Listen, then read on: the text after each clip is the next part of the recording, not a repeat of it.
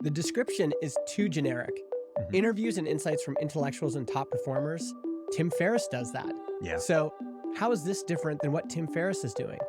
I heard Tim on a conversation recently talking about how essentially he is adjusting his expectations around podcasting, where it's just becoming impossible for him to compete anymore at the top. When I look at trends in podcasting, the shows that are growing are much more concept driven than just interviews with successful people. And Tim was Yeah. one of the people who pioneered that and really made that popular. But even Tim Ferriss with this show format is not having as easy as a time as he used to have. Welcome back to another podcast roast, where in every episode we break down one of our listeners' show's packaging, and so their cover art, show title, description, episode titles, to help them improve their show's discoverability and audience acquisition, and hopefully help you do the same along the way.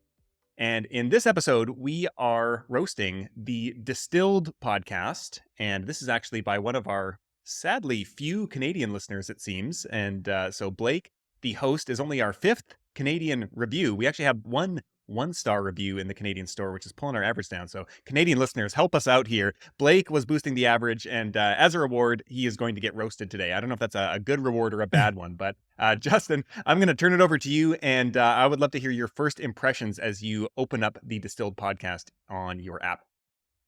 All right. I want Blake's podcast to succeed. I want him to set it up with the best possible chance of success. First thing I notice is the title of the show is DSTLLD. So, an abbreviated way of spelling distilled. The challenge of this is you told me the title of the show. I tried searching for it in Apple Podcasts and Spotify. It took me 5 tries to get it right. And so Yeah. already you're increasing the amount of friction, the how difficult it is for me to find the show. Generally, you want the easiest version of spelling. You want the title that's easiest to understand audibly. If someone said, "Hey, you've got to listen to the Distilled podcast," you want them to be able to just pull up their search engine and find it easily.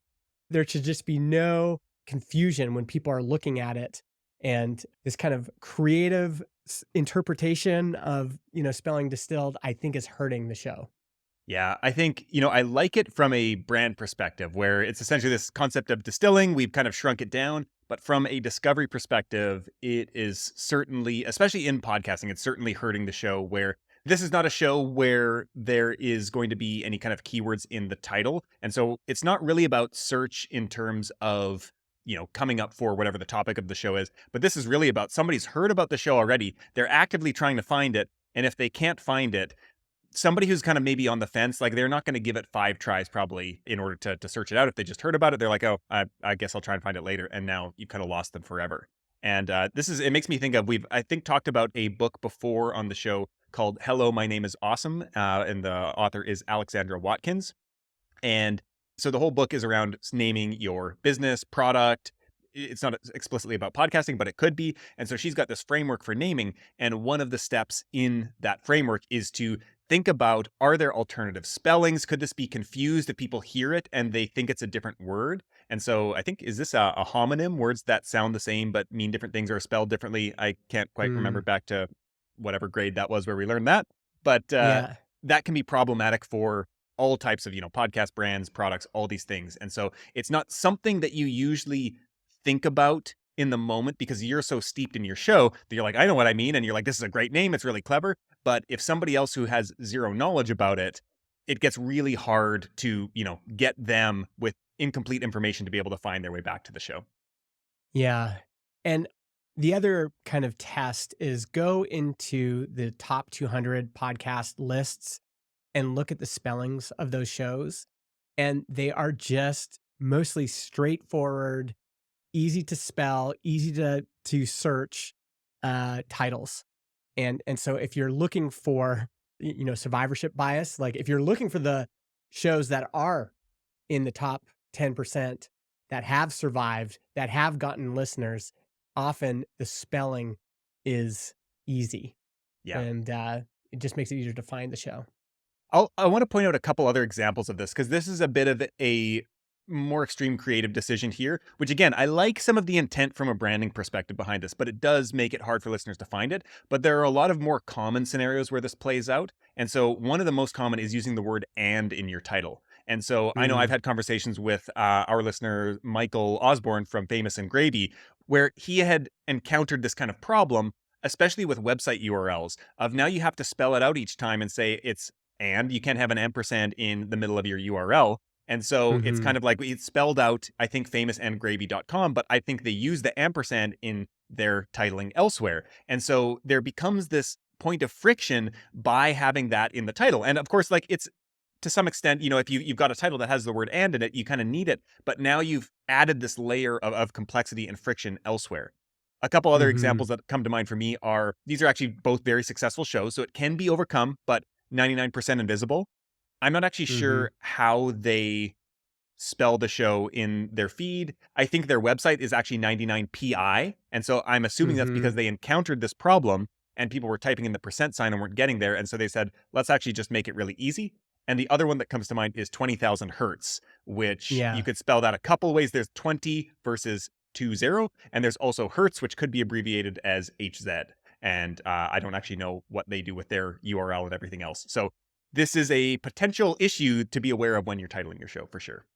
Yeah, if you're gonna make up a word, generally it's better to kind of combine 2 words into a single word, like Tiger Belly is a very popular show, and they've combined the word tiger and belly together. So now they have a brand, Tiger Belly, which is all one word. Smartless is another one, right? We're combining 2 words to make a unique brand. Again, I want, Blake's show to succeed, and I think in his case, the branding here may be hurting, the discoverability of the show. Yeah. What are your thoughts as we move on to the cover art? Yeah, so, 2 notes. We noticed that it's displaying differently in Apple Podcasts and everywhere else, Hmm. and so you may need to go into Apple Podcast Connect. There's a refresh feed link that you can click on, and that should pull your new artwork. If it doesn't pull your new artwork, I would contact your podcast hosting provider and say, "Something's wrong here, like, it's not pulling my artwork," and see if they can assist you in that. The one we're seeing here in Spotify, I mean, I like there's a human face. We've talked about human faces being compelling on their own. And then he's got the title of the podcast. I think it's okay. It doesn't, the title and the cover art doesn't tell me anything about the show. Yeah. There's no clues about what the show's about, who it's for, why I should listen. And so the only thing that might compel me to listen is if Blake, in this case, if I recognized his face or his Mhm. name, I might be like, oh, this is Blake's show. I'm going to listen. What about you? Yeah, that's the same thing here, where from just the title and the cover art, I know nothing about the show, and that's essentially my assumption is that it's entirely irrelevant to me, and I'm not gonna, give it a second look. If I'm somebody who might actually be an ideal listener, but I don't know Blake, I don't know the podcast yet, this just comes across my screen. There's a lot of stuff that comes across my screen every day, thousands of things. And so, our default is to tune them out unless there's something that so obviously screams at us. And luckily for us, our brains are constantly looking for things that are relevant to us. Kind of behind the scenes, we don't realize it. But we as creators need to surface that to give our listeners subconscious something to latch onto and just get them to like, wait, spend one more second looking at this and seeing, is this something that's relevant to you? And then clicking in. So it's professionally designed. It looks legitimate to me, which is great, but there's not really any kind of legibility into what the show is. And so I don't know, obviously, yet we haven't gone through the whole show, what I would recommend there, but maybe the description will offer us some clues as to what the show might be about. And maybe we can circle back on the cover art later on in the roast. Okay, let me read the description. Refining life's ungoogleable answers. Interviews and insights from intellectuals and top performers about how to live a meaningful and successful life. So my first thought, the ungoogleable answers is an interesting hook to me. I think the description could do more to flesh that out for me is my first thought. And so the ungoogleable answers, I think that this is something that there is an interesting idea there about there's only so much like practical actionable information that you can get and find on Google that's going to help you advance in your life or career or Mhm. relationships or whatever it is, that a lot of the messiness of life is inherently ungoogleable. So that there's a seed of an interesting idea there. And I think Mhm. that the description could do a lot more to ground that in like what specifically, what types of ungoogleable answers. And this doesn't even Mhm. really give us any domains that the show covers. And so is this related to my career or to my personal life or, my health or whatever that might be? And so it's Mhm. it's really still not giving me a lot. We've kind of gone through multiple touch points here and I still don't really know what it's about. There hasn't been one super compelling hook that has really pulled me in to buy more of my time as a potential listener who's not yet aware of the show. Yeah, and to distinguish yourself from the crowd. Mhm. So, Blake might have some incredible interviews on his podcast, but the description is too generic. Mhm. Interviews and insights from intellectuals and top performers, that could apply to any show. Yep. So, what makes this show unique? What makes this show stand apart from all the other shows I could choose that might be in this category? And, interviews and insights from intellectuals and top performers, well, Tim Ferriss does that. Yeah. So, the question is, how is this different than what Tim Ferriss is doing? Yep. What distinguishes this show from all the other shows trying to do this? And your descriptions, your opportunity to do that. I agree. I like the idea of we answer questions you can't get answered on Google. Yeah. Ungoogleable, I kind of tripped over it. It's a unique concept, but it's not a term that's well known. And so I would just like flesh that out as straight ahead as I could. Like, I find answers to questions you can't find the answer to on Google. That's where I'd be kind of massaging the description a bit. Yeah, and I think the other thing that feels like the seed of a whole concept. And so I briefly looked through some of the episode titles. And so if he was to take that and run with it as a concept to explore the answers to the questions you can't get the answers to on Google, however you want to phrase it, then I want to see in every single episode, as soon as I start scrolling, a question that I immediately know, like, oh, that is a question you can't get to the bottom of on Google, which is a Mhm. bit of a quandary because most questions have some answer on Google. And so I Mhm. think there's a bit of a tough nut to crack here. And if that's the premise, the episode titles have to basically ask that question. But what is that question that is not answerable on Google? I think the tension here is that the truth of that statement that there are ungoogleable questions is that Google might give you an answer, but it's not a sufficient answer. It's not really helpful. It's too surface level, or it doesn't really address the messiness of, being a human and being alive. And so then you have to phrase the question in a way that hints at the nuance of it. And so that's where I would expect this to go. If that's the whole premise for the show, then you got to really stick to that with every single episode. And how do you really communicate that without it feeling like disingenuous? Because like you see the episode title and you're like, well, I could Google that. And so I think there's a balance to walk there if he was going to lean into that. The one other thing that Yeah. I want to go back to is you mentioned Tim Ferriss before, and that was one of the things that I was interested when this episode or when the show came up is that there are so many shows that obviously Tim has been one of the most successful podcasters of all time. He's one of the earlier ones to really gain mainstream fame and listenership. And he's obviously spawned a lot of people who've been inspired by him to create similar shows. And the interesting thing, you think about like top performers, that phrase has become associated with Tim Ferriss. In certain circles, Mhm. if I think top performers, I immediately think of Tim Ferriss, which is Mhm. incredible mind share on his part that he has reinforced that over hundreds and hundreds of episodes. Maybe he's into the thousands at this point over years of being every Yeah. single episode in his intro talking about where we deconstruct the habits and mindsets of top performers. Like I can recite it now. I haven't listened to the show in years. And so there's actually another interesting point on that. Whereas using your episode intro to seed what you want to become known for in your audience's mind.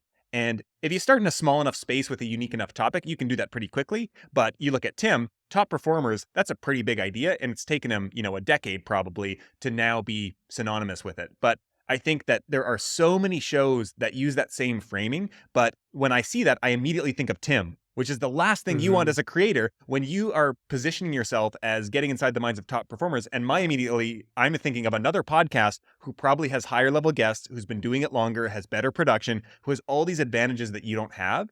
And so I think the answer here is to develop a more differentiated concept. And so my favorite example of this specifically with top performers is a show called Three Books by the host is Neil Pasricha, I think. I don't know if it's Pasricha Mm, or Pasricha. And so he has a similar premise to some extent where he interviews the world's top performers, but instead of just having wide-ranging conversations, he specifically constructs each episode around the three most formative books of that person's life. And so mhm. now he's going to have a totally unique interview that gets into totally distinct topics than that person has given anywhere else. And it also gives this structure to that as a listener. And Neil is an author. He's really like cares a lot about books. He's his whole manifesto about books. And so like he's a book guy. And so it makes a ton of sense. And so I think that's the opportunity if you want to interview top performers, maybe you want to build your network, like what's the hook, what's the additional wrinkle you can add onto it that differentiates you from Tim Ferriss and dozens of other shows.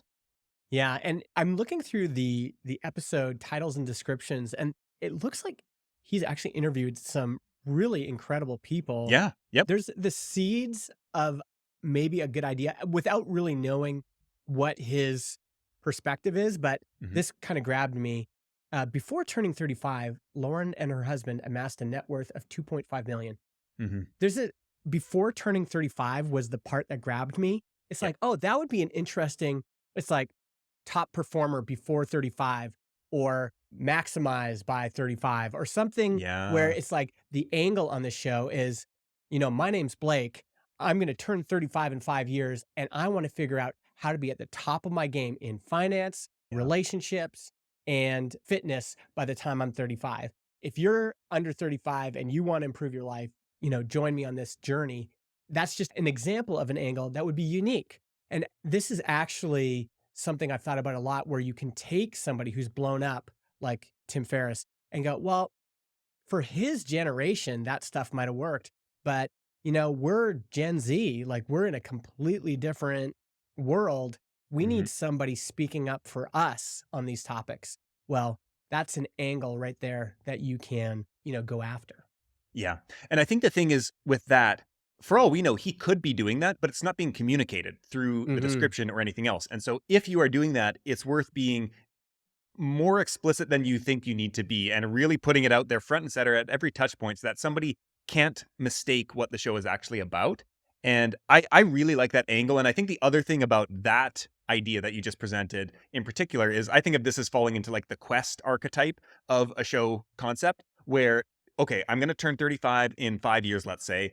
And it's like, okay, Hmm. now there's this quest to achieve this thing in 5 years. So there's some tension because there's a timeline on it and there's some constraints to it. And I'm going to interview other people who are at that point or before that point about what they did to get there or who are currently at 35 living their best life. And so you could take this concept in many different ways. Like I would love to see a show for people who are 75 and who are at the peak of their Mm, career in this thing. So somebody who has yeah. never been fitter at 75, somebody who's like at the top of their earning potential, somebody like all these things. You could take this and apply it to different age ranges, but it has this interesting set of constraints that sharpen the hook on the show.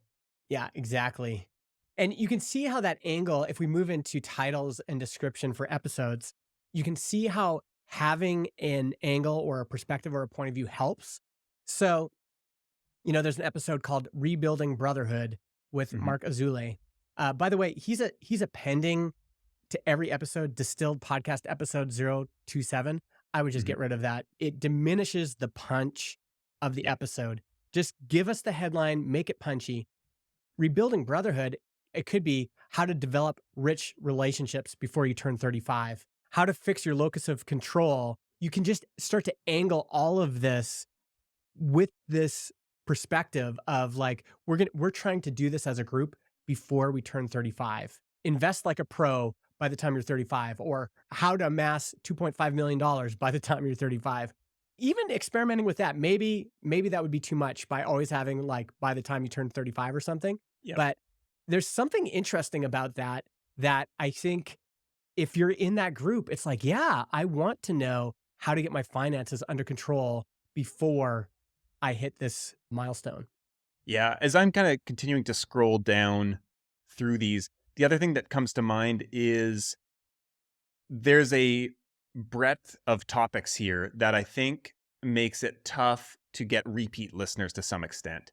And Mhm. really, what we're relying on is that Blake has to be a really exceptional interviewer here. And so I think like the first episode that we hear has to be so good that we're like, oh, I'll listen to him on any topic, because we see things like Mhm. rebuilding brotherhood. Can you treat personality traits? How to fix your locus of control? All of those actually feel somewhat centered. I kind of get the sense of what this is. But then we get into some of these other ones. The glacial pace of public education. That now feels like quite different. And it's maybe Mhm. interesting to me. You have to be a kind of like broadly interested kind of intellectual person, I think. Then we've got tips for a $430,000 raise in 4 hours. That's like, okay, now we're in tech BC fundraising. So, okay, so that kind of places me in a certain type of who the audience is here. Becoming a dad liberated me. And then we get into some other titles here, like Run Your Own Race. That's a title that shows up on countless feeds that it's like, what does that mean? It's hard to get me in the door here. Mhm. And so I think that some of these titles are maybe could be sharpened up, but there's also this density of topic of like, what am I coming to this show to get? And the other thing that I want to like talk about is my sense from this show is that he's approaching this as a personal brand building show. And if Mhm. that's the goal of your show, I know a lot of people, Danny Miranda is somebody who comes to mind. I don't know if you've ever come across him or his show. He's had quite a bit of success, but he's another like Tim Ferriss adjacent type of show. But his Mhm. audience selection has been much more creator Twitter focused. And so Tim's is Mm. much more broad and eclectic. And I think that Danny's kind of been successful because he's picked a more targeted pool of guests to choose from. And so it's for a very specific audience. There's still a lot of overlap with that audience with Tim Ferriss's show, but it's a higher density of people who are in the tech Twitter space, which I think can work.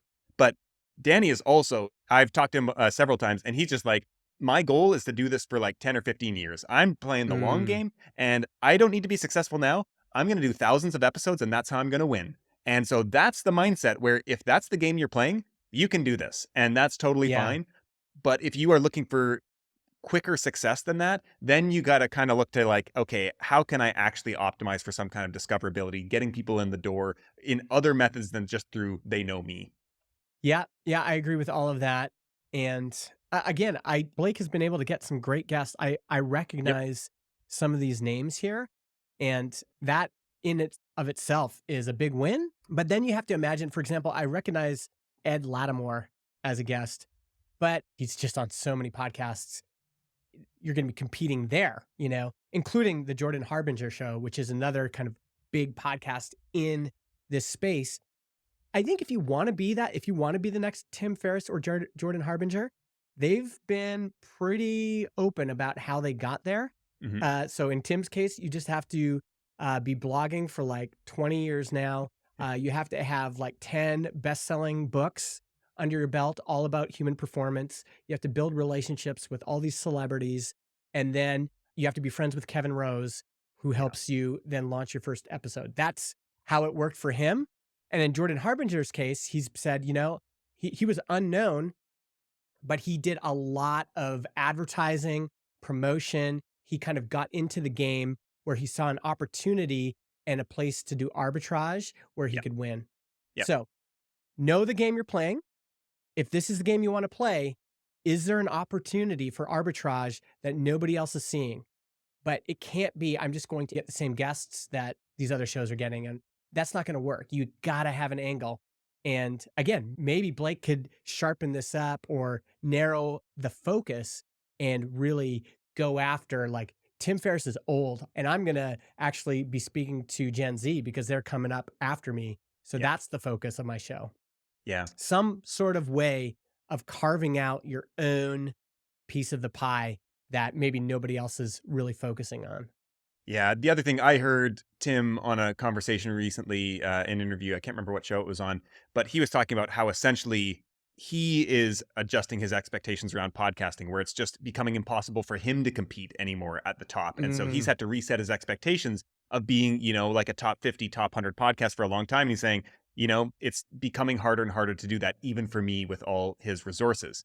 And so he mhm, was kind of just like, the podcast is going to play a different role in my life now. I'm just kind of at this point where I'm deciding, is this something that I really want to invest that much into to stay where I am right now? And so I think that that is something like when I look at trends in podcasting, the shows that are growing are much more concept driven than just interviews with successful people. And Tim was Yeah. one of the people who pioneered that and really made that popular. But, trends always move and shift. And so he can kind Hmm. of ride his own coattails to some extent for a long time. And whatever, he doesn't need to be probably top 50 in the world for the show to be worth it to him. He's got, he doesn't need to work a day in his life anymore. But I think Yeah. he's a competitive guy and wants to compete. But he made this analogy he's talked quite a bit about when he used to do investing. And there came some time, I can't remember what year it was, where just like all this VC money flooded the market and it made it totally irrational. And he was just like, okay, me as a small investor, I just can't compete in this anymore. So I'm getting out of here. That's what he was drawing the comparison to with podcasting. He's like, it's kind of getting crazy in podcasting, and I just don't know that I want to work that hard or want to invest that much into the show to stay at this level. And again, this is Hmm. like you're trying to be a multiple tens, hundreds of millions of downloads. I think actually he might have over a billion downloads. So this is like if you want Wow. to play at the top tier of the game, Hmm. that's what you need to do. You don't need to do that to get like, 5,000, 10,000 downloads an episode, build up a, relatively small audience. And you can even have a smaller audience than that and still be successful. But it is worth knowing that even Tim Ferriss with this show format is not having as easy as a time as he used to have. Yeah. All right. So on the packaging front, another thing I noticed is he has custom podcast episode artwork. So clap on that. I'm noticing a technical problem. I'm not sure if you picked it up. These are all cropped. They're all cut off. Yep. And when I look in the RSS feed, I just found like the specific image that this relates to. And when I open that up, it is in the wrong dimensions. This is a landscape image kind of built for thumbnail, built for YouTube. And podcast artwork has to be square, traditionally 3,000 pixels by 3,000 pixels. So in Spotify, the artwork is not showing up properly. So kudos for having custom episode artwork, but you need to create podcast specific cover art and make these all squares instead of landscape rectangles. Yeah. And, from what I can see here, so they are cropped, so we can't read the full text that is in some of these more recent episode images. So he's got this probably looks like AI generated artwork and Hmm. then a phrase that is text in big, bold text. And what I like is that that text builds on the title rather than just reiterating it. And so I think it's doing a Hmm. great job. We brought this up a lot of building this tension, offering something new that isn't communicated in the title. And so I really like that he's doing that. And I think with being able to resize those images, get them formatted square, like that's a really strong point for the show. Yeah. The only other technical thing in terms of podcast packaging is there is a trailer episode here, but what he's done is he's made kind of the Ed Lattimore episode his trailer episode. Hmm. Worth the experiment, but traditionally a trailer episode is a short teaser, 3 minutes, 2 minutes, even 60 seconds that will entice people into listening.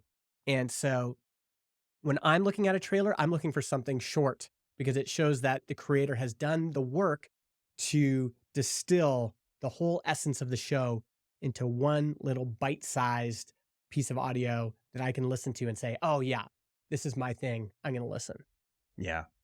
The one other thing that I would say as a kind of caveat to some of what we have mentioned and maybe been a little bit critical of or constructive of is that I could see this show being the job that it's doing for Blake is a networking tool to be able to have Hmm. conversations and connect with people who you might not be able to elsewhere. And so that I think then goes back to what are your actual goals around the show and is growth Hmm. important? And so you can optimize your show to be a networking tool to have conversations with these people that you want to get in touch with. That's a great goal for a show from a personal level, building your network and your relationships. And I know that we've talked before about how podcasting is just this unique tool in its ability to lead to other things and open other doors. And so I think if that's the job of the show for Blake, I don't think he needs to necessarily change a whole lot. Hmm. But I will say that if he cares about growth, then you need to start adding on some additional layers and thinking about, okay, what is going to get a listener into this show? And the other angle to this is that it's easier to get guests on when you have a larger platform. And so you might reach this certain level where you've kind of got all your favors from your network and your friends, and now you want to start networking, even if the job is still networking and building your relationships with people who you'd like to connect with. it becomes harder and harder to connect with those people if you don't have a significant audience. And so I Mhm. think that they do serve each other at some point. And early on, you can kind of do a pretty good job of networking and relationship building without a big show, but it becomes easier to facilitate if you have a larger audience down the line. So that would be one kind of additional thought that I would kind of add to Blake, depending on what his goals are, that might influence the direction that he wants to go with some of the packaging, show content, topic selection, all those types of things. Yeah. And the only other thing I'll mention is another opportunity is to add more social proof to the show by getting more people to review the show. So on Spotify, it looks like 3 people have reviewed it. And it looks like on Apple Podcasts, I'm not seeing any reviews. So that's an opportunity is to get your listeners to leave some reviews in Apple Podcasts and to click that review button in Spotify. That will help the social proof of like when someone comes to the show, just seeing, oh, there's a bunch of people who have taken the time to review the show. That's another nudge for a potential listener to try your show out. Yeah. So looks like I mean some of the things that I like the custom episode artwork. I think the artwork for the show as a whole is like legitimate and professional looking, and I think the big takeaways for me in terms of potential listener acquisition and conversion when somebody comes to the show, if they come across it, is kind of making it a little bit easier for them to understand what they're going to get from the show that they might not get from other shows, and really that discoverability of the title. This again, this could be a long-term brand play where Blake's just like, I'm going to do the grunt work of getting the show in front of Hmm. people now, and it's going to become known later. But you're kind of you have to trade off. You can't have it both ways, where you're making it certainly harder in the short term. Maybe you're building brand equity over the long term, but that's not really worth much if you don't get in front of people early on. No, that's good. Thanks, Blake, for submitting your show to be roasted. We know that takes a lot of guts, and we're cheering for you. We want to see this show succeed. If you want your show roasted by Jeremy and I, you can leave a review for our podcast, Podcast Marketing Trends Explained, in Apple Podcasts, and just list out the name of your show.